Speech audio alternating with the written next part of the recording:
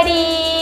กลับมาพบกับน้ำฝนอีกแล้วแต่ว่าเธอนี้บริมาเล่นๆเดี๋ยวสิขอบอกให้เพราะว่ามื้อนี้มาพร้อมเคล็ดลับหุ่นสวยหุ่นงามหุ่นเป๊ะเวอร์แบบเล็งลัดมาฝากมาต้อนกับสาวๆหลายๆคนนั่นก็คือเป็นผลิตภัณฑ์ของซาร่าบิวตี้ลอนดอนเองซึ่งว่าเป็นผลิตภัณฑ์สายฮัตที่ว่าจะมาซอยตอบโจทย์ให้กับสาวๆหลายคนที่ว่ามีปัญหาในเรื่องของสัดส่วนเนาะว่าจะเป็นทั้งแอลแดเป็นสะโพกแดเป็นหน้าท้องแดและที่สำคัญเนาะหน้าเอิ๊กก็ซอยได้เส้นเดียวกันเพราะว่าจะซอยกระชับให้สัดส่วนที่เขาหวบเข่าห่างถ่ายที่ว่าไม่มีเวลาออกกำลังกายหรือว่าเฮ็ดยากนักเกินไปอยากให้สัดส่วนยังคงงามเป๊ะก็คือเก่าสามารถให้ซาร่าบิวตี้ลอนดอนเป็นตัวซอยได้เอาเป็นว่าตอนนี้เนาะเพื่อว่าเป็นการเสียเวลาเดี๋ยวเราจะมาลองใส่พร้อมๆกันเลยว่าความแตกต่างระหว่างตอนที่ยังไม่ได้ใส่นี่กับตอนใส่จะเป็นแนวใด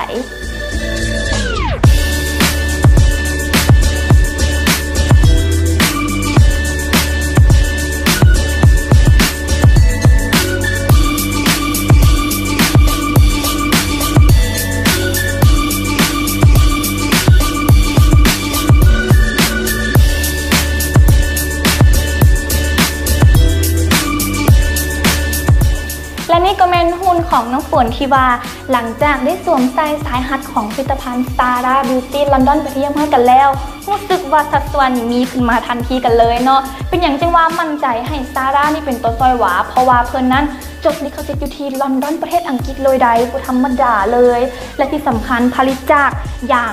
100%แล้วก็มีความยืดหยุ่นสามารถปรับได้3ระดับน้ำการให้เราได้เลือกปรับนั่นเองเนาะและก็สาวๆท่านไหนที่ว่าอยากจะออกงานแต่ว่าบ่มั่นใจในบุคลิกภาพของตนเองหรือว่าบ่มั่นใจในรูปร่างของตนเองแต่ว่ามีสุดเดรสงามๆอยากจะใส่อยากจะอวดหุ่นบ่ต้องเป็นห่วงกันแล้วเพราะว่าเพียงกระทานนี้สวมใส่สแอลหัดของซาร่าไว้ทางในแล้วก็นุ่งสุดเดรสงามๆของทานี้ทับลงไปแล้วก็ออกงานได้เลยแล้วก็บ่ต้องเป็นห่วงว่าเวลานางแล้วสิ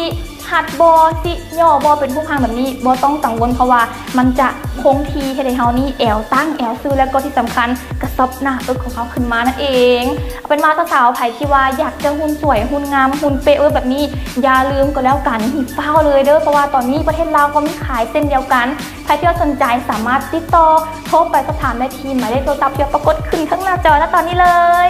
แต่ว่าตอนนี้น้องฝนต้องขอตัวไปกันเด้อบ๊ายบาย